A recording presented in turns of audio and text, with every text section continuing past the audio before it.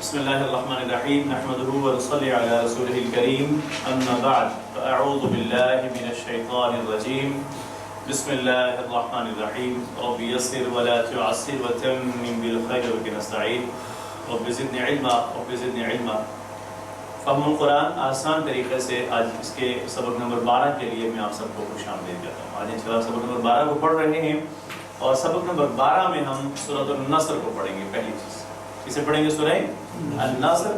اور گرامر میں 3 الفاظ کہے لیکن ہم نے 2 ہی پڑھنے ہیں، نصر اور خلقہ۔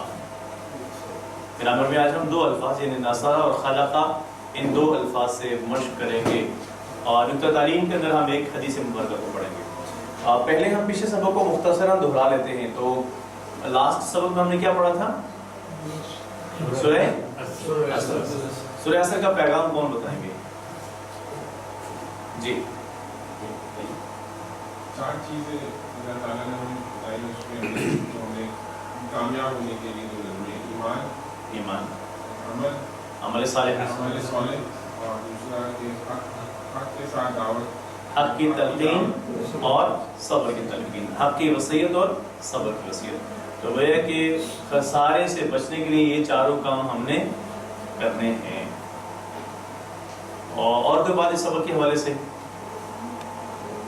خسر کا جو معنی پڑا تھا، تو کیا مراد ہے خسر سے؟ نہیں، خسر سے مراد کیا ہے؟ ایسا نقصان کہ جس کی تلافی ممکن نہیں ہو، اور واقعیت نہیں ہو سکتی ہے کہ اگر آپ کو دنیا میں سہولیات ہیں ہی ہیں، لیکن اگر آپ کو آخرت میں بربادی ہو گئی ہے تو وہ آخرت کی 1 منٹ کا عذاب دنیا ساری کی سہولتوں پر سے پھر بھاری ہے۔ تو اللہ تعالیٰ ہمیں اس سے محفوظ رکھے، اور اللہ تعالیٰ ہمیں یہ 4 صفات بالخصوص ہم نے پڑھی ہیں، خسارے سے بچنے والی 4 شرائط پڑھی ہیں۔ دیکھیے، شرط اور بات ہوتی ہے، خصوصیات اور بات ہوتی ہے۔ آپ کسی جگہ جیسے فار ایگزامپل میں کہتا ہوں کہ آپ کو گیٹ سے انٹری کے لیے ایک شرط ہو، اگر وہ شرط آپ وہ چیز پوری نہیں کریں گے تو آپ گیٹ سے انٹری ہی نہیں ہے آپ کی۔ اگر ہمارے اندر یہ 4 شرائط نہیں ہوں گی تو پھر خسارے سے بچنا ممکن نہیں ہے۔ اس کے لیے کوشش کرنی ہے۔ گرامر میں کون سے الفاظ پڑھے تھے؟ 2 افعال سے مشق کی تھی، کچھ ذہن میں ہیں؟ فتح، پہلا کیا تھا؟ فتح یفتح، اور دوسرا کیا تھا؟ کون سا ہے؟ جعل۔ دوسرا کون سا تھا؟ جعل۔ فتح کا معنی ہے اس نے کھولا، اسے ہم نے ٹیبل پڑھا تھا، اور جعل کا معنی ہے اس نے بنایا۔ تو آج ہم سورۃ النصر کو شروع کریں گے۔ ایک مختصر تعارف ہے سورۃ النصر کا۔ اس کے تعارف میں ایک حدیث مبارکہ حضرت عبداللہ بن عباس رضی اللہ تعالیٰ عنہ سے روایت ہے، یہ قرآن کریم کی آخری سورت ہے۔ اب آخری سورت سے مراد آخری وحی نہیں ہے، یعنی جو مکمل سورت، ایک ہی وقت میں مکمل سورت نبی علیہ السلام پر سب سے آخری نازلی وہ یہ سورت ہے۔ جیسے پہلی وحی نہیں بلکہ پہلی مکمل سورت سورۃ الفاتحہ ہے، ایسے ہی جو آپ علیہ السلام پر آخری مکمل سورت نازل ہوئی ہے وہ کون سی ہے؟ سارے بتائیے وہ کون سی ہے؟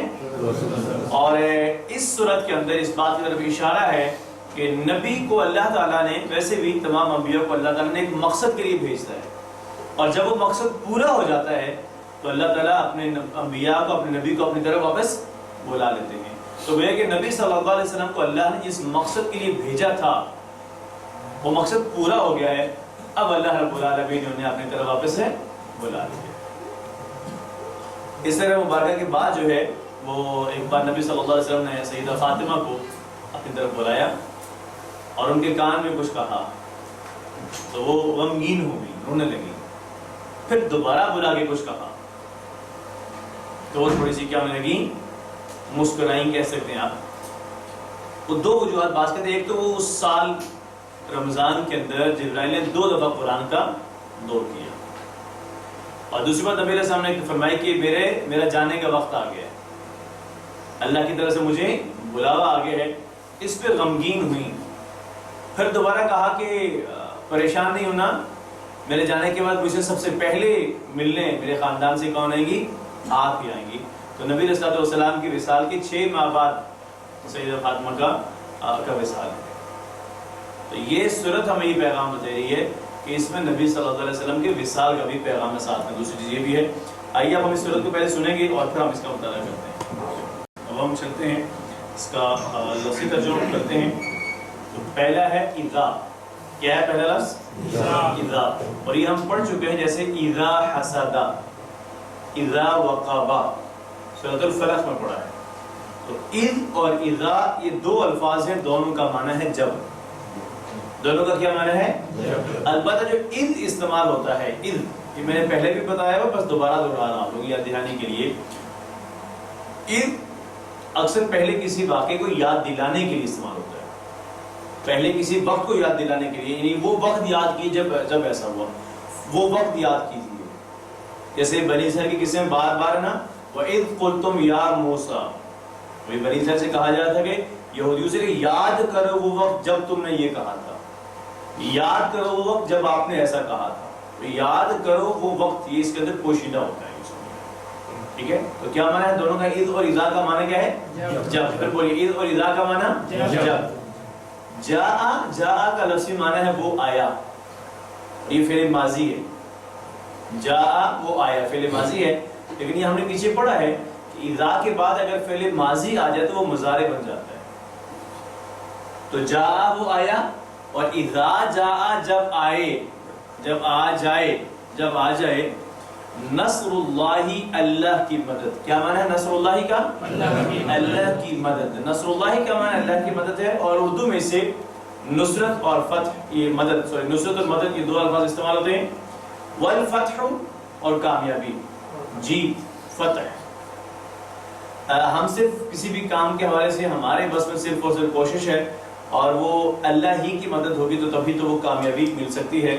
اور جو فتح کے دو معنی ہیں، ایک ہے کھولنا اور دوسرا ہے جیت اور کامیابی. ایک اس کا معنی کیا ہے؟ جیسے افتح الباب، فتح آپ نے پڑھا تھا اس نے کھولا، کل کے سبق میں آپ نے پڑھا فتح اس نے کھولا.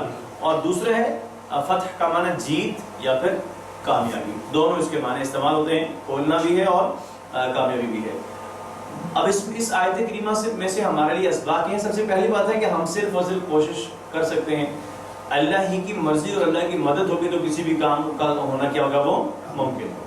پہلی بات، ہر کام میں اگر اللہ کی مدد چاہیے، اگر ہم ہر کام کے اندر اللہ تعالیٰ کی مدد چاہتے ہیں تو ہمیں بھی اللہ کے دین کے لیے، اور یہ دین سے مراد میں بار بار کہہ چکا ہوں قرآن و سنت، اس کے بغیر دین مکمل ضابطہ حیات، وہ اس کے لیے ہمیں اللہ رب العالمین کے دین کی خاطر اپنا وقت لگانا ہوگا.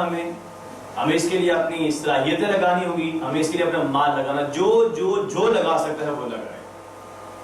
اور اس دین کے غلبے کے لیے اور اس قرآن کے نظام کو لانے کے لیے ہر ایک جتنا اس سے ہو سکے اپنی طرف سے کیا کرے؟ وہ کوشش کرے.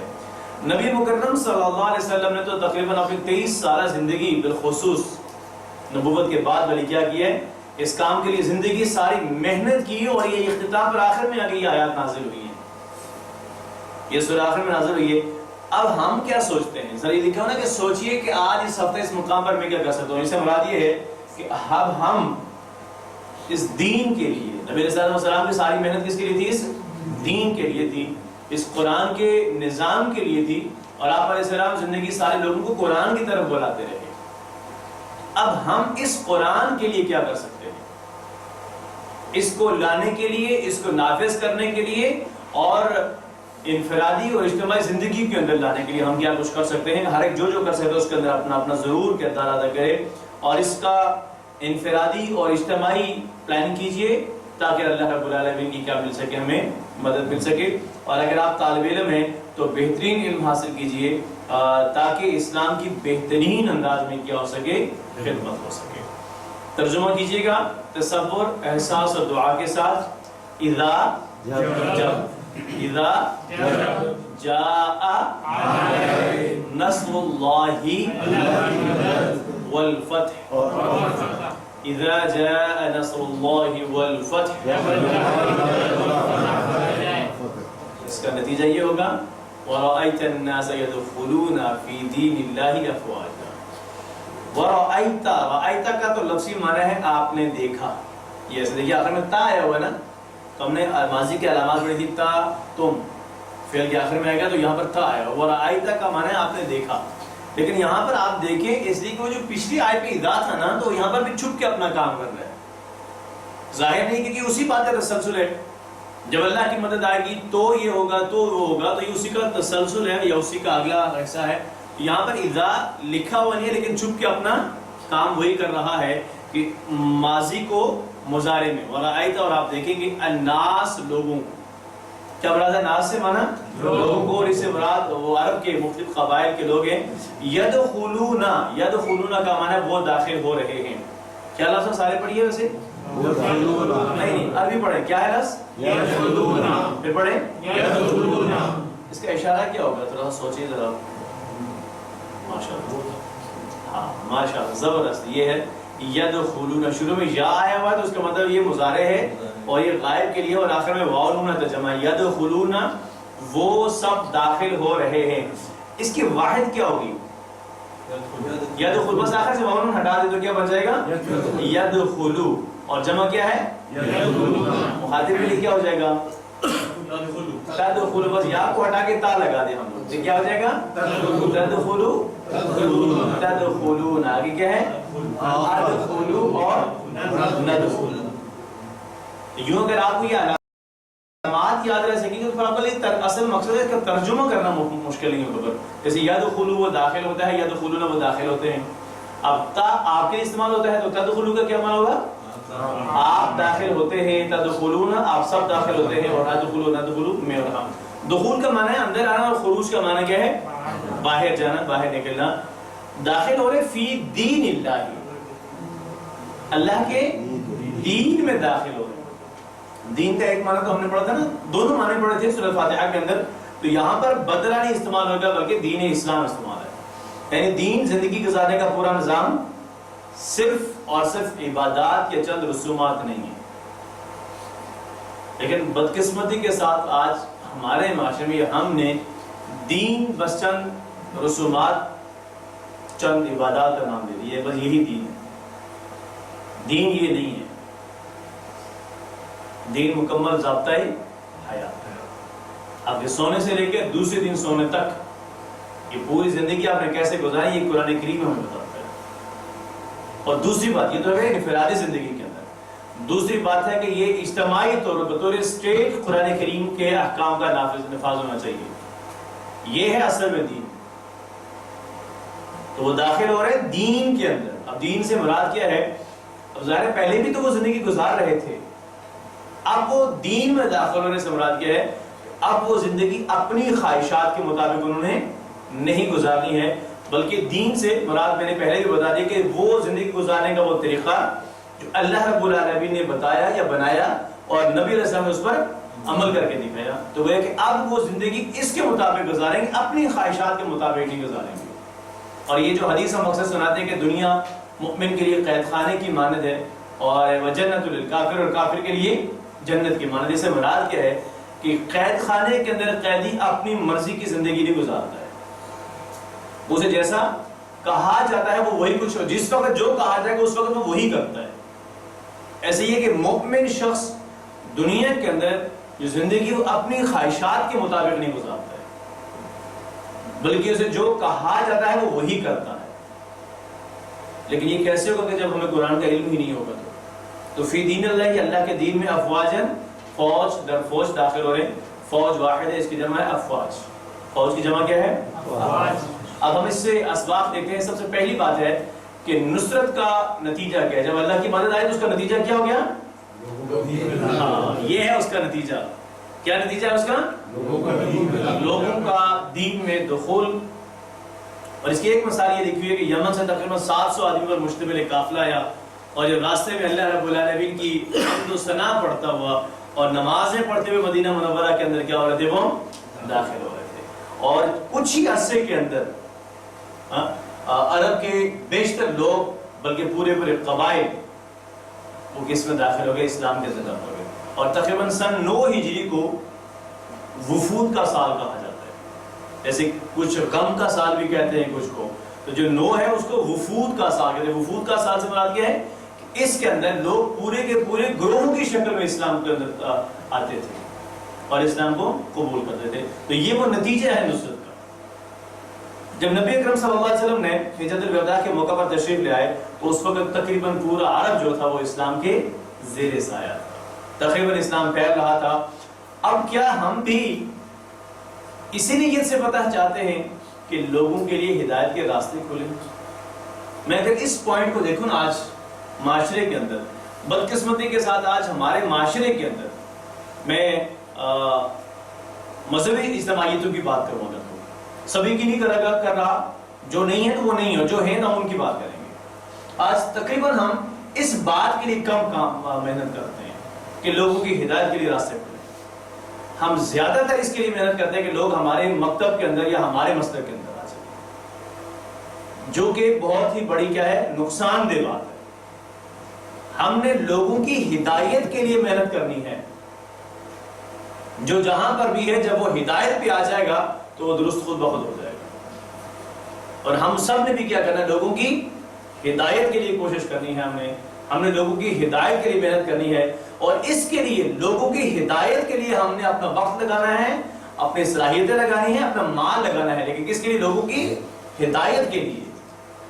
اور یہ طلب ہم نے اپنے اندر رکھنی کہ لوگ تباہی سے بچ جائیں, بس یہ جہنم سے بچیں, جنت میں چلے جائیں. تو لوگوں کے لیے بعد میں کریں گے, پہلے ہمیں اپنے بارے میں سوچنا پڑے گا. کیا خیال ہے؟ اپنے بارے میں سوچیں گے نا پہلے, تو پھر دوسروں کے لیے ہوگا. تو دین میں دخول ہی ہے کہ اپنی زندگی کو قرآن کے ماتحت گزارنا. وہ قرآن و حدیث سمجھے بغیر ممکن نہیں ہے. تو میرے خیال میں اس وقت تک ہمارا کوئی سبق شاید ایسا نہیں گزرا ہوگا, شاید کہ جس سبق میں یہ چیز نہ آئی ہو کہ یہ کام قرآن سمجھے بغیر ممکن. ہر سبق میں یہ بات آئی ہے. تو اس کا مطلب ہے قرآن سمجھنا نہایت ہی زیادہ کیا ہے, لیکن آج ہمارے معاشرے کے اندر قرآن سمجھنے کا ٹرینڈ بہت کم ہے. بس برکت کے پیچھے لگا دیا ہے, برکت حاصل ہوگی, برکت ہوگی, برکت ہوگی. اس کا میں انکار نہیں کرتا, میں پھر بتا رہا ہوں برکت کا انکار نہیں ہے, وہ بہت برکت ملتی ہے, لیکن اس کا مقصد برکت نہیں ہے. مقصد ہے کہ اس کو اپنی زندگی میں لانا ہے. اس کے لیے انشاءاللہ تعالیٰ آپ سب کوشش کریں گے, جتنا آپ سے ہو سکے کوشش کیجئے گا, جتنا دوسروں تک پہنچا سکتے ہیں. ورنہ یہ نہ کہ کل قیامت کے دن پوچھا جائے. ترجمہ کیجئے گا تصور, احساس اور دعا کے ساتھ. وَرَأَيْتَ النَّاسَ يَدْخُلُونَ فِي دِينِ اللَّهِ أَفْوَاجًا وَرَأَيْتَ النَّاسَ يَدْخُلُونَ فِي دِينِ اللَّهِ أَفْوَاجًا. ہمارا ترجمہ کیجئے. وَرَأَيْتَ النَّاسَ يَدْخُلُونَ فِي دِينِ اللَّهِ أَفْوَاجًا.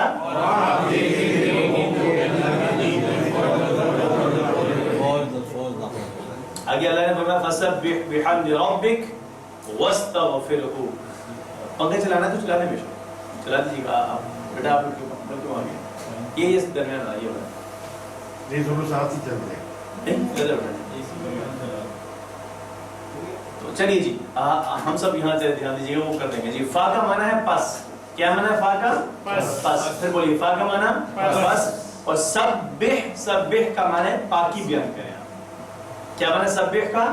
پاکی بیان کریں. اسی سے سبح کی طرح آپ نے پڑھا سبحان, پڑھا ہے پیچھے سبحانک اللہم, سبحان ربی الاعلی, سبحان ربی العظیم. تو یہ بھی اسی سے ہے سبح, پاکی بیان کیجئے. سبحان اللہ, آپ اس چیز کا اعتراف کرتے ہیں کہ اللہ تعالیٰ تمام عیوب سے پاک ہے. بحمدی, بی کا معنی کیا ہے؟ سے یا ساتھ, اور حمد کا کیا معنی ہے؟ یہ دو چیزیں ہیں, ایک ہے سبح تسبیح, اور دوسری کیا ہے؟ حمد. دونوں کے اندر فرق کیا ہے؟ تسبیح کہتے ہیں نقائص کی نفی کرنا. کیا معنی ہے تسبیح سے؟ سارے بولے تسبیح سے کیا مراد ہے؟ مثلا جتنے بھی نقائص ہیں ان کی نفی کریں. جیسے اللہ ظالم نہیں ہے, ظلم ایک نقص ہے نا, ہم کہیں اللہ ظالم نہیں ہے, اللہ کمزور نہیں ہے, اللہ کو کسی کی مدد کی ضرورت نہیں ہے, اللہ کے فیصلوں میں کوئی کمی نہیں ہے, یہ تسبیح ہے. اور حمد کیا ہے؟ اللہ رحمان ہے, اللہ رحیم ہے, اللہ عظیم ہے, اللہ کریم ہے, اللہ غفور ہے, اللہ تواب ہے, کہ تمام آپ خوبیوں کا بیان کریں, یہ ہے حمد. تو تسبیح نقائص کی نفی اور حمد کیا ہے؟ خوبیوں کا بیان. تو یہاں پر پہلے تسبیح ہم نے کی اور پھر حمد ہے. ربی کا اپنے رب سے.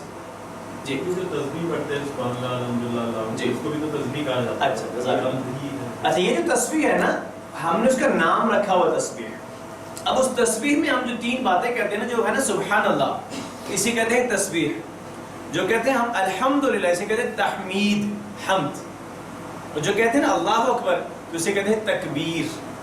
اب یہ تسبیح ہم اس کا نام رکھیں دانے والوں کا وہ اصل میں اگر میں کہوں اس کا نام تسبیح نہیں ہونا چاہیے اس کا نام ہونا چاہیے مذکرہ. مذکرہ سے مراد یہ یاد دلانے والی.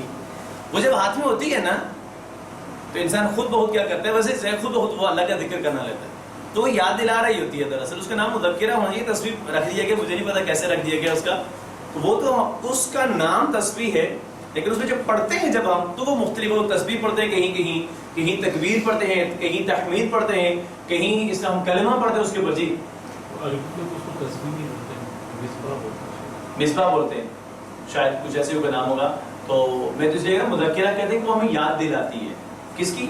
ذکر کرنے کی. یا مذکرہ بھی کہہ سکتے ہیں آپ یا یاد دلانے والی آسان لفظ پہ یہی بنے گا. چلیے جی ربی کا اپنے رب. آپ تسبیح اور حمد کیجئے اپنے رب کی اور اس سے استغفار کیجئے. واہ کا معنی اور استغفر بخشش مانگیے بخشش طلب کیجئے استغفار کیجئے. ہو کا کیا معنی ہے؟ اب اس بات کو سمجھنا ہے. پہلی بات تسبیح تو ہم بہت بار پیچھے پڑ چکے ہیں. یہ اللہ تعالیٰ تمام عیوب سے کیا ہے؟ اس میں کوئی نقص اور کوئی کمی نہیں ہے. اس کو کسی کی ضرورت نہیں ہے. وہ کسی کے دباؤ میں نہیں ہے. وہ ظالم نہیں ہے. پہلی بات اس کی کوئی اولاد بھی نہیں ہے اور وہ خود کسی کی اولاد نہیں ہے. اس کے ساتھ ساتھ جو دوسری چیز ہم نے پڑھی تھی چلیے وہ آگے آ رہی ہے. دوسری بات ہے حمد. تو کیا مراد ہے حمد سے؟ ساری تعریفیں اللہ کے لیے. یہ صفات جو 99 صفاتی نام ہے وہ ساری کی ساری صفات جیسے اللہ میں ویسے کسی اور میں نہیں ہو سکتی. اب حمد اور تسبیح دونوں کو دیکھتے ہیں. تسبیح اگر اللہ رب العالمین سے شکایت ہو یہ تو ہمیں بہت رہتی ہے ٹھیک ہے تو پھر وہ تسبیح کی نفی ہو جاتی ہے. ایسا کیوں ہے؟ میرے ساتھ ایسا کیوں ہو رہا ہے؟ ایسا کیوں ہے؟ یہ چیز ایسے کیوں ہے؟ یہ ایسے نہیں یوں نہیں یوں ہونا چاہیے تھا. یہ اگر ہم کہتے ہیں تو یہ تسبیح کی نفی ہے. یعنی اللہ کے فیصلے پہ راضی نہ رہنا. اور اگر میں کہوں دوسرے الفاظ میں ہم یہ کہتے ہیں کہ اللہ نے جو یہ فیصلہ کیا وہ ٹھیک نہیں ہے جیسے میں کہتا ہوں ویسے ہونا چاہیے تھا.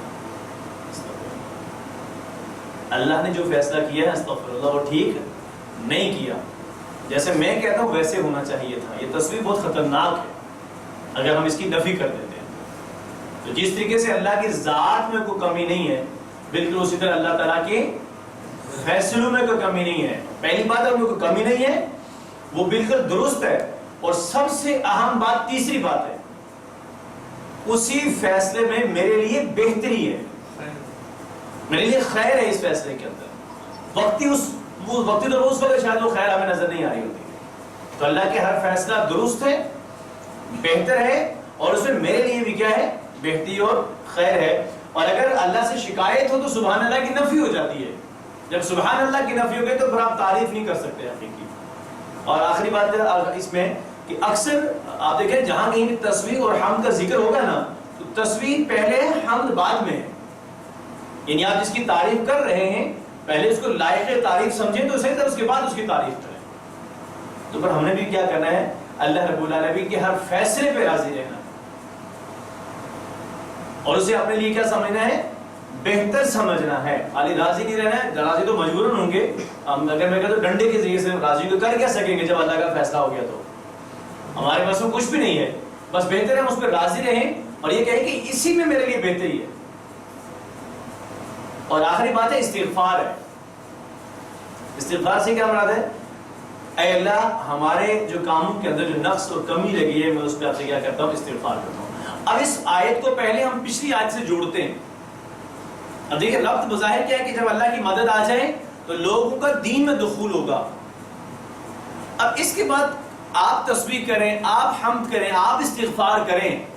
آپس میں ربط کیا بنتا ہے یعنی جو کامیابی ملی ہے جو کامیابی ملی ہے اور لوگوں کا دین میں دخول ہوا ہے، تو پہلی بات ہے اس کام کو ہم کسی اپنی ایفرٹ کا نتیجہ نہ سمجھیں،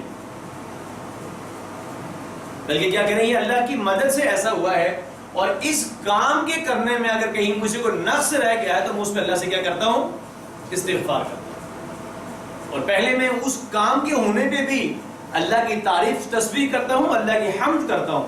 اور دوسری بات ہے ہماری تسبیح اور ہماری حمد دونوں ناقص ہیں، ہم اس پہ بھی اللہ تعالیٰ سے کیا کرتے ہیں، استغفار کرتے ہیں. اور جب بھی کبھی تیسرا جو اہم نقطہ ہے، پوائنٹ ہے، کہ جب بھی کہیں کوئی کامیابی ملے یا نیکی کا موقع ملے تو اس پہ ہم تسبیح، حمد اور استغفار کرنا چاہیے. ویسے ہمارے معاشرے کے اندر جب کبھی ایسے کامیابی والے یا کہیں ایسے مواقع ہوتے ہیں تو کیا ہم تسبیح، حمد اور استغفار کرتے ہیں، یا محلے والوں کو بھی پورا ایک ہفتہ راتوں کو سونے نہیں دیتے ہیں؟ ہمارے یہاں ٹرینڈ تھوڑا مختلف جا رہا ہے، تو ہم نے اس کو واپس لانا ہے. کہیں جب بھی کہیں کامیابی ملے تو سب سے پہلے اس پہ کیا کرنا ہے، اللہ تعالیٰ کی تسبیح، حمد اور اسے استغفار کرنا ہے. ترجمہ کیجئے گا، فسبح، میں نے پورے جاندار انداز سے، فسبح بحمدی ربک واستغفرہ، فسبح بحمد ربک واستغفرہ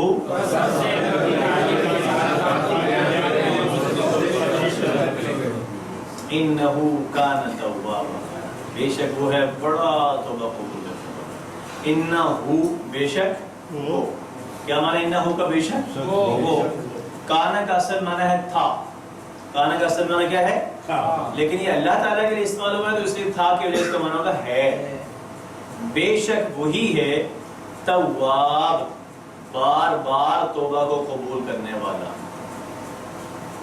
تواب اس کو سمجھنے کے لیے آسانی کے ساتھ پہلا ہے، تابہ کا معنی ہے اس نے توبہ کی، اور تائب توبہ کرنے والا، اور تواب یعنی تکرار، بار بار توبہ کرنے والا. اور یہ صرف بندے کے لیے بھی ہے کہ جب بندہ گناہوں پہ بار بار اللہ سے استغفار کرتا ہے تو تب بندہ توبہ والا ہوتا ہے، تواب ہوتا ہے.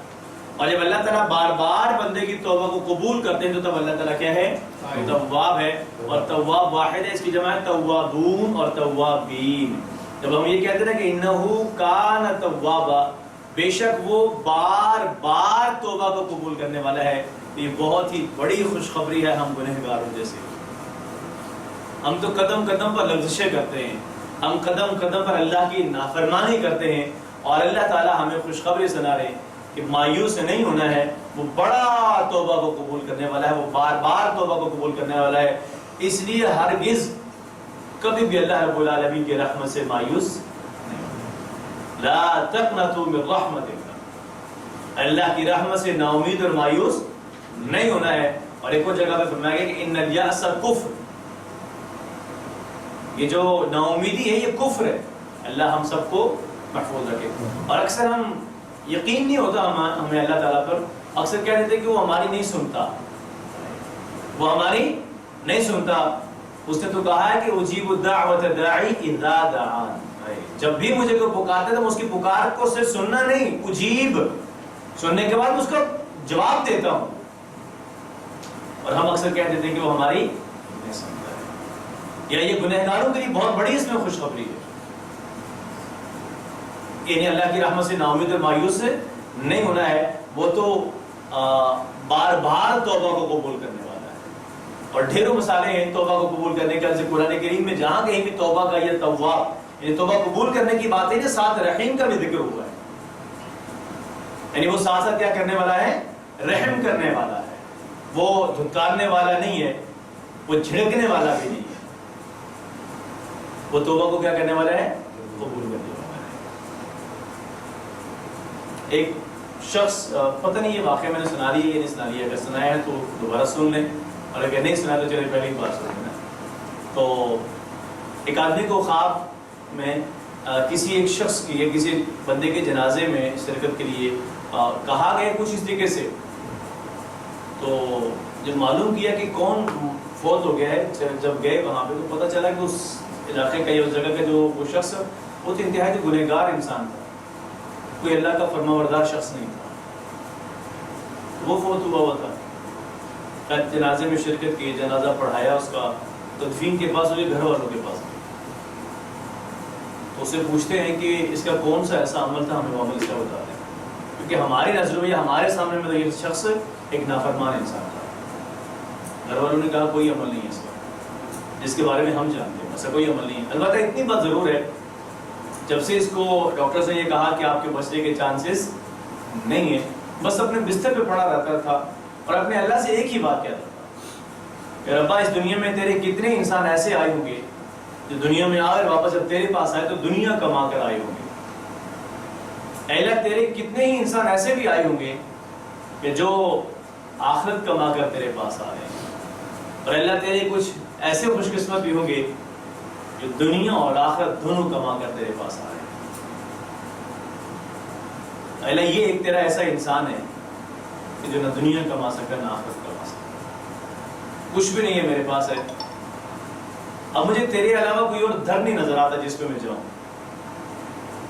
بس ایک تو ہی ہے، اب تیری مرضی ہے، تو چاہے تو مجھے معاف کر دے اور تو چاہے تو مجھے نہ معاف کر۔ اللہ کو اس کا یہی انداز پسند آیا، اور وہ حدیث مبارکہ اللہ کے نبی صلی اللہ علیہ وسلم نے فرمایا اتق اللہ حیث ما کنت، اللہ سے ڈرو جہاں کہیں بھی ہو، اللہ کا تقوی اختیار کرو، تو اتبع السیئۃ الحسنۃ تمحها، برائی کے بعد نیکی کرو وہ اس کو مٹا دے گی، یعنی اگر ہم سے گناہ ہو جاتا ہے اس پہ توبہ کریں گے، اگر وہ گناہ فرشتے نے ہماری کتاب میں لکھ دیا بھی ہو، جب اس گناہ پر توبہ کریں گے تو وہ گناہ اس اعمال نامے سے مٹا دیا جاتا ہے۔ اس سے بڑی اور کیا خوشخبری ہوگی بتائیے ذرا؟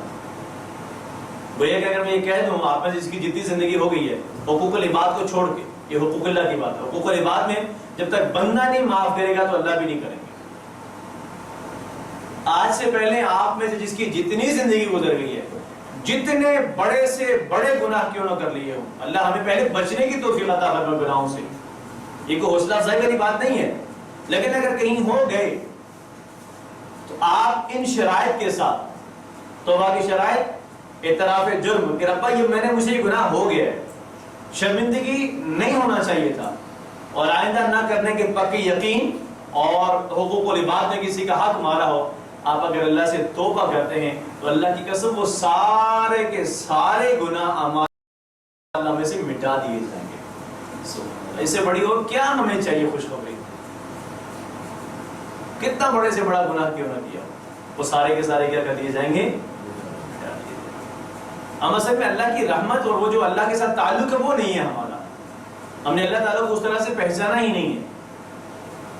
اور وہ ایک اور واقعہ میں نے سنایا تھا آپ لوگوں کو، ایک بزرگ کہیں جا رہے تھے تو راستے میں چلتے چلتے گھر کے قریب سے گزرنے لگے، تو گھر میں یہ ابھی چلا گیا، یہاں چھوٹا سا معصوم بچہ یہاں کلاس میں، تو چلیے اسے کچھ بڑی عمر کا ہوا ہوگا، چھوٹا بچہ تھا، اور کسی بات پہ ماں نے اس بچے کو مارا اور گھر سے نکال دیا اور گھر کا دروازہ بند کر دیا، اور وہ معصوم روتا ہوا جب گھر سے نکلا تو اس نے محلے کے سارے دروازوں کی طرف دیکھا لیکن کسی گھر میں گیا نہیں، واپس اماں کے گھر پہ آ کے بیٹھ کے رونے لگا اور وہیں روتے روتے سو گیا۔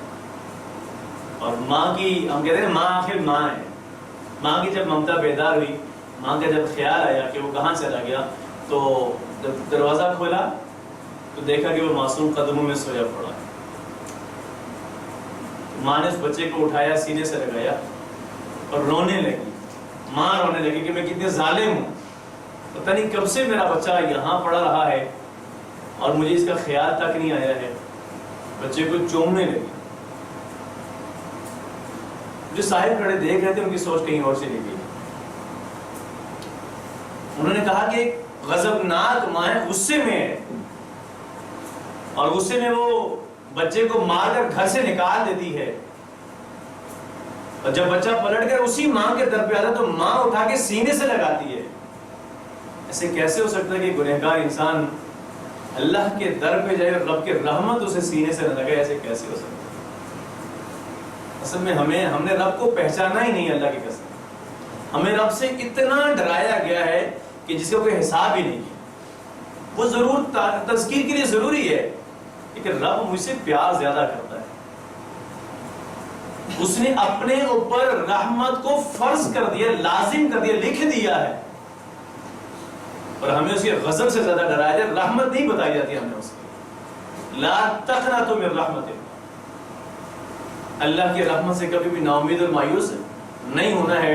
اور وہ حدیث مبارکہ آپ سب نے پڑھی ہوگی کہ ایک شخص ابھی اس نے 99 قتل کر لیے، 99 قتل کر لیے، کسی سے پوچھا کہ میری کوئی ہے میرے لیے گنجائش معافی کی، تو اس نے کہا نہیں ہے، تو اس کو بھی قتل کر دیا۔ 100 پورے کر لیے، پھر کسی سے پوچھا تو کہا ہاں فلاں بستی میں جاؤ، وہاں رہنے والوں کے ساتھ رہو تو آپ کے لیے ممکن ہے آپ کی بخشش ہو جائے، تو راستے میں چلتے چلتے فوت ہو گیا۔ آسمان سے فرشتے آگے، عذاب والے بھی اور رحمت والے بھی۔ رحمت والوں نے کہا ہم لے جائیں گے، عذاب والوں نے کہا کچھ ہے ہی نہیں پلے میں، مغفرت ابھی تک معافی مانگی ہی نہیں ہے، راستے میں فوت ہو گیا ہے۔ اللہ کے دربار میں یہ معاملہ جاتا ہے فرشتوں کا۔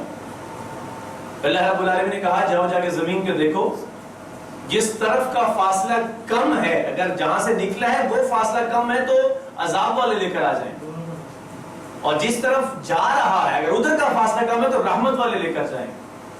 اور بھائیو اللہ کی رحمت کا اندازہ لگائیے، وہ جدھر جا رہا تھا نا وہاں کا فاصلہ زیادہ تھا۔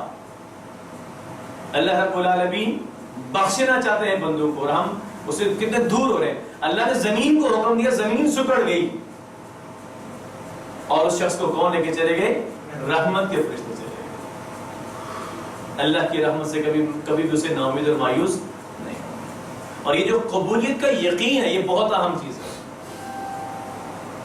اللہ سے کہنا اللہ آپ نہیں معاف کریں گے، تو نہیں معاف کرے گا تو کون کرے گا؟ کوئی اور در ہے جو معاف کر سکے میرے گناہوں کو؟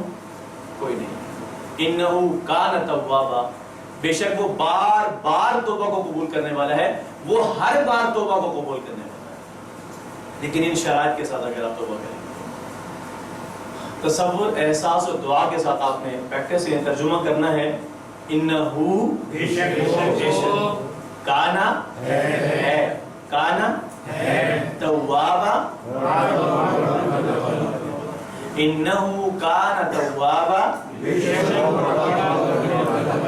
انہو کانا توابا۔ بڑا کہاں سے ہے؟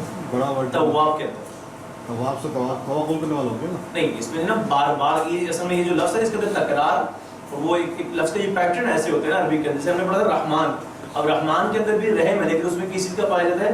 شدت۔ رحیم کے اندر بھی رحمت ہی ہے لیکن اس میں تسلسل۔ تو یہ پیٹرن جو ہوتے ہیں نا عربی زبان کے اندر الفاظ، اس کے اندر یہ چیز، اب تواب بار بار توبہ قبول کرنے والا، توابن بڑا توبہ، ہاں بڑا توبہ قبول کرنے والا، یعنی بار بار کی جیسے اس کے ساتھ پڑھا لیں، ٹھیک ہے؟ تو پھر ترجمہ کیجئے، انہو کان توابا۔ جزاکم اللہ خیر، یہ تو سبق کا پہلا حصہ۔ اب ہم سبق کے دوسرے سے قواعد میں آج ہم 2 الفاظ سے مشق کریں گے۔ ایک گہری سانس لیجیے ذرا سارے لوگ، سارے بتائیں گے ٹی پی آئی سے کیا مراد ہے، ایک ایک چیز ٹی پی آئی کے ساتھ بتائیے مجھے کیا ہے۔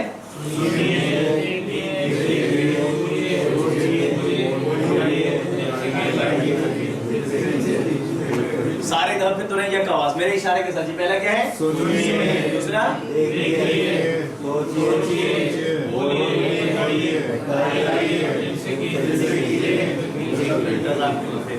ہم ان 4 ابواب یعنی 4 ان سٹائلز کو سیکھ رہے ہیں، وہ ہے فتح، یفتح، نصر، ینصر، ضرب، یضرب، سمع۔ اب اس میں دیکھیں نا ماضی کے اندر کوئی فرق نہیں ہے، سب کے اوپر زبر ہے، لیکن مضارع میں آ کے اس پہ زبر آئے گی، اس پہ پیش آئے گی، اس کے نیچے زیر آئے گی۔ تو وہ ہے کہ جو مضارع کا صیغہ اس کے اندر کیا حرکت ہے مختلف ہے۔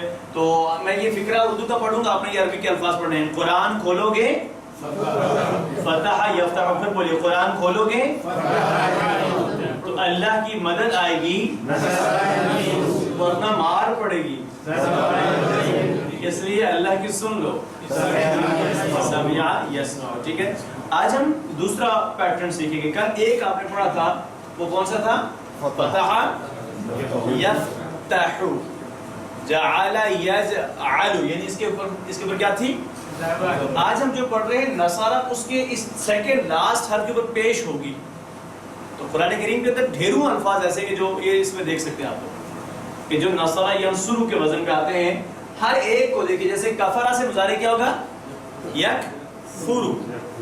ओके, रज़क़ से यरज़ुक़ु, खलक़ से यख़लुक़ु, अजरा से यअजुरु, और नज़रा से यनज़ुरु, यानी सेकंड लास्ट जो हर्फ होगा उस पे पेश आए। ठीक है, जितने भी अल्फाज हैं जो जितना बड़ा है वो उतना ज्यादा बार कुरान करीम के इस्तेमाल हुआ है। ठीक है, तो पहला है नसारा। अब इसमें रूट वर्ड्स तो नून, साद और रा हैं। कौन से रूट वर्ड्स हैं? नून, साद। अब बाकी सारी अलामत वही है जो आप पीछे पढ़ चुके हैं।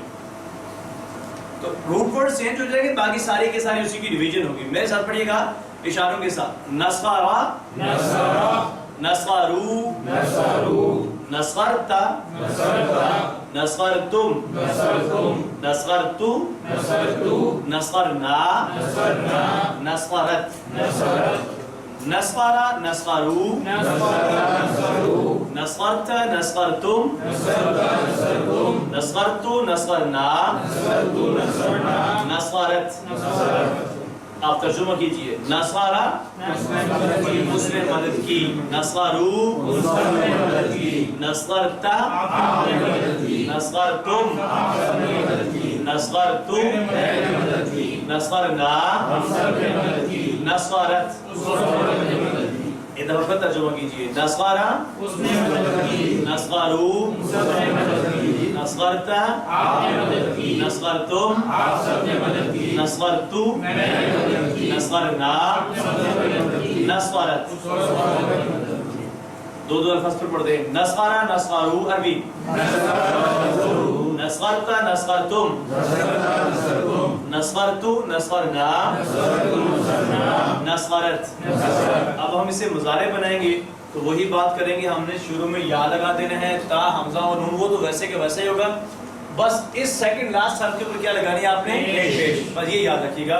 तो पढ़िए। यनसुरु, यनसुरु, यनसुरुना, यनसुरुना, तनसुरु, तनसुरु, तनसुरुना, तनसुरुना, अनसुरु, अनसुरु, ननसुरु, ननसुरु, तनसुरु, तनसुरु। फिर पढ़िए। यनसुरु, यनसुरुना, यनसुरु, यनसुरुना। आज पढ़ा है यदखुलूना, पढ़ा ना यदखुलूना। आप देखिए बिल्कुल इस पैटर्न पे यदखुलूना, यनसुरुना, बिल्कुल एक ही तरह से।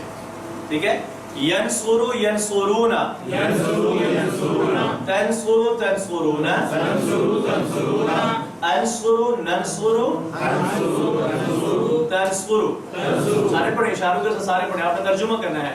यनसुरु, वो मदद करता है, वो मदद करता है। यनसुरुना, वो मदद करते हैं। तनसुरु, आप मदद करते हैं। तनसुरुना, आप मदद करते हैं। अनसुरु, मैं मदद करता हूं। ननसुरु, हम सब मदद करते हैं। तनसुरु, वो मदद करती है।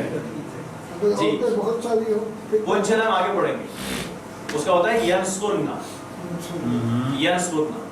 ठीक है, वो इंशाल्लाह आप अगले अगर आपने किया इससे अगले असबाब जारी रहे तो आप जाके आगे पढ़ेंगे। ठीक है, अब हमने इससे अमर बनाना है।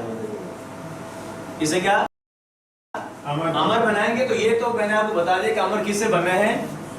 यनसुरु से। तो पहला काम आपने क्या करना है? यार के मुजारे की अलामत है ना, तो इसको हटा देंगे और इसकी जगह पर ऊ लगा देंगे। अब कल मैंने कहा था कि आपको मैं जवाब दूंगा ऊ क्यों लगाएंगे सवाल। कल तो हमने ई लगाया था ना, जैसे इफ्ताह, इजअल। आज हम ऊ लगा रहे हैं इसलिए कि जब भी इस सेकंड लास्ट हर्फ के ऊपर पेश होगी तो आपने इस हमजा पे भी पेश लगा देना। ये इसको क्या लगा देंगे? इसमें पेश है तो इसमें पेश लगा देंगे, और अगर इसमें जबर और जेर होगी तो इसके नीचे जेर ही लगानी, इस पे जबर नहीं आएगी। जैसे कल आपने पढ़ा था यजअलु, तो से अमर क्या बना था? इजअल। ऐसे ही कल के सबक में हम पढ़ेंगे यगरिबु, यानी सेकंड लास्ट के नीचे जेर होगी तो भी उसके नीचे जेर आ जाएगी। तो बस आप पेश वाला याद रख लें, बाकी याद रखने की जरूरत ही नहीं है कि अगर मुजारे के सेकंड लास्ट हर्फ के ऊपर पेश होगी तो इस हमजा के ऊपर भी क्या आ जाएगी? पेश। तो यनसुरु से क्या हो जाएगा? आखिरी हम साकिन हो जाएगा, तो क्या बनेगा? यनसुरु से उनसुर। जी ठीक है, यनसुरु से क्या बनेगा? उनसुर। सारे बोलिए क्या हो जाएगा? उनसुर। और इसकी जमा क्या होगी? उनसुरु। चलिए आप सब पढ़िए। उनसुर, उनसुर, उनसुरु, उनसुरु, ला तनसुर, ला तनसुर, ला तनसुरु, ला तनसुरु, उनसुर, उनसुरु, उनसुर, उनसुरु, ला तनसुर, ला तनसुरु, ला तनसुर, ला तनसुरु। आप तर्जुमा कीजिए। उनसुर, मदद करो। یا دعا اکثر سنتے ہیں خطبے کے اندر تقریباً ہر جمعے میں، اللہم انصر الاسلام والمسلمین، ہے نا؟ اے اللہ مدد کر اسلام کی اور مسلمین کی. تو انصر کا ترجمہ کیا ہے؟ مدد کرو. انصرو آپ سب مدد کرو. لا تنصر مدد کرو. لا تنصرو، اور اس سے فاعل ہو جائے گا، جیسے فاعل تھا تو یہ ہو جائے گا ناصر. یہ تو اردو میں بھی کہتے ہیں ناصر مدد کرنے والا. منصور اور نصر، تو پڑھیے ناصر منصور نصر. ترجمہ کیجئے ناصر منصور نصر. چلے یہ مکمل ٹیبل ہو گیا ہے، ماضی مضارع امر اور نہیں. چلیے پڑھیے، پہلے ماضی پڑھیں گے. نصارا نصارو، سارے پڑھیں، دوبارہ شروع کرتے، سارے پڑھیں گے یک آواز. نصارا نصارو، نصرتا نصرتم، نصرتو نصرنا، نصرت. ینصر ینصرون، تنصر تنصرون، انصر ننصر، تنصر. انصر انصرو، لا تنصر لا تنصرو. ناصر منصور نصر. بالکل اسی طرح سے اسی پیٹرن پہ ہے دوسرا خلق یخلق. خلق کا معنی ہے اس نے پیدا کیا. ٹھیک ہے، حقیقت میں تو پیدا کرنا یہ کس کا کام ہے؟ اللہ کا کام ہے، لیکن ہم یہاں پر کسی شخص مراد نہیں لیں گے. ٹھیک ہے، کیونکہ قرآن کریم کے اندر یہ لفظ تقریباً استعمال ہوئے نا. خالق استعمال ہوا نہیں ہوا ہے، یخلق بھی استعمال ہوا ہے، خلق بھی استعمال ہو گیا ہے. تو یہ سارے الفاظ قرآن کریم میں استعمال ہوئے ہیں. تو ہم یہاں پر ہرگز نہیں کہیں کہ وہ فلان شخص نے کسی کی تخلیق کی ہے. حقیقت میں تخلیق کون کرنے والا ہے؟ چلیں جی عربی کے الفاظ پڑھ لیتے ہیں. فعل ماضی پڑھیے گا. خلق خلقو خلقتا خلقتم خلقتو خلقنا خلقت. ترجمہ کیجئے. خلق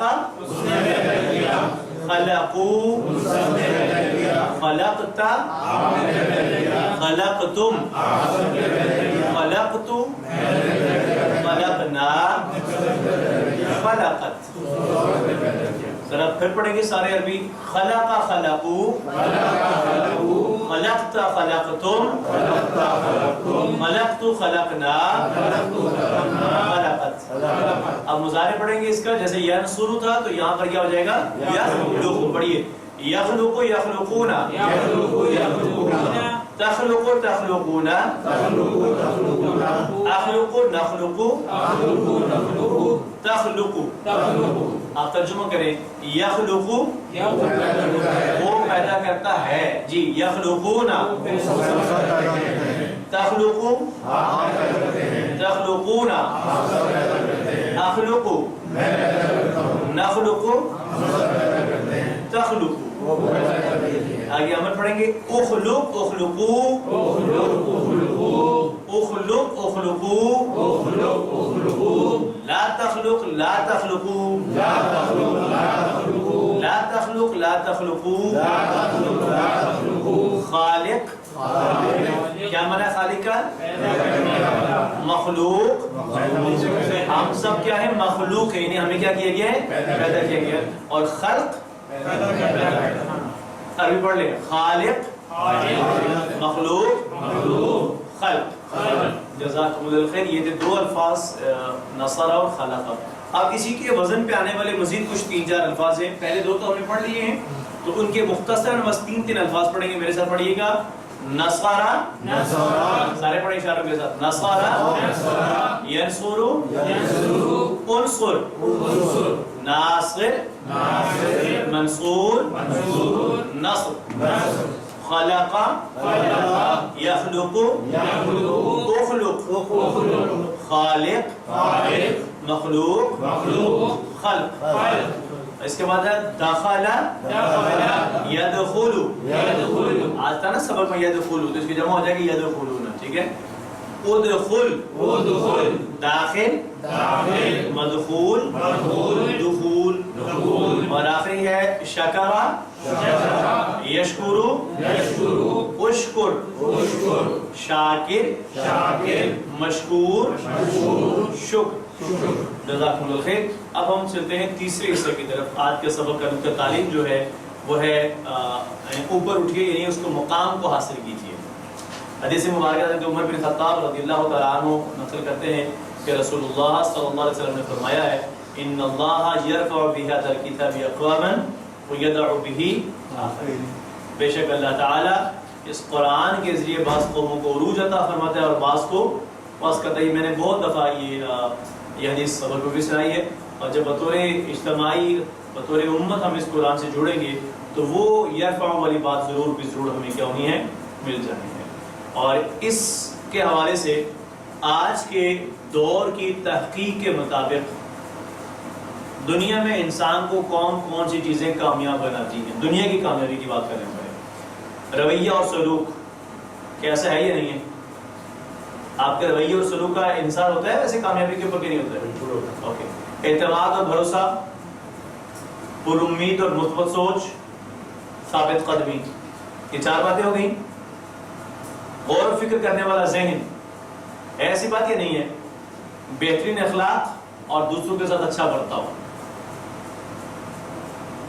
تو مجھے بتائیے قرآن کریم کے علاوہ کوئی اور کتاب یا نبی مکرم صلی اللہ علیہ وسلم سے کوئی اور ہستی ان 7 ہی چیزوں کو بہترین انداز سے بیان کر سکتا ہے؟ تو بھیا کہ یہ قرآن کریم ایسی کتاب ہے کہ یہ ہمیں اس دنیا میں کامیاب ہونے کے بھی سارے نسخے دیتی ہے، دنیا میں بھی اور پھر آخرت میں. تو وہ تو ظاہر ہوگا ذہن اور دل کا سکون جو کہ دنیا کا اصلی تحفہ ہے. اس کے ساتھ ساتھ آخرت کی کامیابی جو کہ دائمی سچی اور حقیقی کامیابی ہے. یہی وہ حقیقی کامل برکت ہے جس کو ہم نا بس چند ثواب اور برکت، یہی وہ حقیقی برکت ہے جو قرآن کریم ہمیں دے سکتا ہے. دراصل جو کہ اللہ رب العالمین ہمیں اپنے رہنمائی میں دینا چاہتے ہیں. اور برکت کا ہم نے تو بہت ہی محدود نظریہ لے لیا ہے. وہ بس مختصر برکت نہیں ہے بلکہ اس قرآن کریم کو دنیا اور آخرت کی کامیابی کی کتاب سمجھتے پڑی ہے. اور اگر آپ دنیا کی کامیابی کی بات کرنا چاہتے ہیں، اس پہ بات سبق میں ہو چکی ہے کئی بار کہ جنہوں نے اس سے تعلق کو بنایا وہ چند سالوں کے اندر ہی انہوں نے آج دنیا پہ حکمرانی کی ہے. تو ظاہری اسباب کیا ہیں وہ ایک علیحدہ بات ہے، لیکن یہ کتاب ایسی ہے کہ اس کے ذریعے سے اللہ تعالیٰ عروج اور ترقیاں عطا فرماتے ہیں. تو اس لیے کیا کرنا ہے، اس کتاب کے ساتھ تعلق کو بنانا ہے. ہمارے سے 2 اسباق رہ گئے انشاءاللہ، 2 یعنی کل اور پرسوں 2 دن ہوں گے. لیکن قرآن کے ساتھ تعلق ہمارا بس 2 دنوں تک نہیں رہنا چاہیے. اس کے ساتھ تعلق ہمارا زندگی ساری کے لیے ہونا چاہیے. جتنی زندگی رہ گئی ہے کس کی کتنی رہتی ہے اس کی کوئی خبر بھی نہیں ہے. تو جب تک یہ آنکھ کھلی ہے کوشش کر لیں قرآن کو زندگی کا دوست بنا لیں. اگر اس کو زندگی کا دوست بنا لیں گے مجھے یقین ہے کامل ہے کہ انشاءاللہ تعالیٰ آخرت میں ناکام نہیں ہوگا. اللہ تعالیٰ ہمیں حقیقی طور پر قرآن کا صاحب، قرآن کا دوست اور قرآن کو سمجھنے والا، اس پر عمل کرنے والا اور اس کو دوسروں تک پہنچانے والا بنا دیں. یہ سوال ہے کوئی؟ جی سوال یہ ہے کہ جیسا ہم کلاس کو شروع میں کلاس کو سیکھتے تھے تو اینڈ میں ہمیں ایک میٹر نظر آتا تھا جس سے ہم دیکھتے تھے کہ ہمیں کتنے اسباب پڑھ لی، ہاں کتنے الفاظ پڑھ لی ہیں. وہ اصل میں اس کی وجہ کیا ہے میں اس کو بتا دیتا ہوں. وہ دوبارہ کرنا ہے جو درمیان میں کچھ چیزیں ایک سبق کے اٹھا کے دوسرے میں آ گئی ہے نا، تو جہاں تک وہ برابر چل رہا تھا تو مجھے تو یاد ہے کہ آج اس میں اتنے پڑے ہوئے. اب مجھے وہ دوبارہ کاؤنٹ کرنے ایک دفعہ. بس اب میں جب یہاں سے جاؤں گا نا اسلام آباد میں تو جیسے آج کے ہر سبق کے ایک اس میں ہے جس میں جو نیا لفظ ہوتا ہے اس کے ساتھ گنتی لکھی ہوتی ہے. ہر نئے لفظ کے ساتھ کیا لکھی ہوتی ہے؟ وہ ایک کام رہ گیا، وہ مجھے کس کو کاؤنٹ کرنا ہے. بس اس میں کاؤنٹنگ رہ گئی ہے جس کی وجہ سے کہ وہ آخر میں لکھی ہوئی ہیں ہمارے. ٹھیک ہے، جہاں سے جیسے اس کے ساتھ پہلے اس میں اذان بھی ہوتی تھی، اذان کا سبق ہوتا تھا ایک، اب وہ نہیں ہے اس کے اندر. اب وہ جو الفاظ نکلے ہوئے ہیں وہ تو اس طرح سے اگر میں کہوں پہلے 232 الفاظ ہوتے تھے تو ہم نے کہا تھا 125. وہ تو جو نکالے ہیں وہ تو نکال دیے ہیں لیکن کاؤنٹنگ رہ گئی تھی ہماری. تو جس کی وجہ سے ہوگی نا وہ آخر میں آ نہیں رہا. تو وہ بھی انشاءاللہ اللہ تعالیٰ نے وقت دیا تو ضرور انشاءاللہ ہم اگلے اس کو کچھ دنوں کے اندر وہ کر دیں گے انشاءاللہ. ٹھیک ہے، چلیے. تو میں سے اور کسی کا کوئی سوال سبق کے حوالے سے؟ تم میں سے بہترین ہے وہ شخص جو قرآن سیکھے اور سکھائے. اللہ رب العالمین نے اپنے کرم سے ہمیں اس بہترین سلسلے میں شامل ہونے کی توفیق دی ہے. آئیے سب سے پہلے اللہ رب العالمین کے اس انتخاب پہ شکر ادا کریں اور یہ دعا کریں کہ انشاءاللہ میں ہمیشہ اس کو جاری رکھوں. سبحانك اللهم وبحمدك نشهد ان لا اله الا انت نستغفرك ونتوب اليك. جزاكم الله الخير والسلام عليكم ورحمة الله. وعلیکم السلام.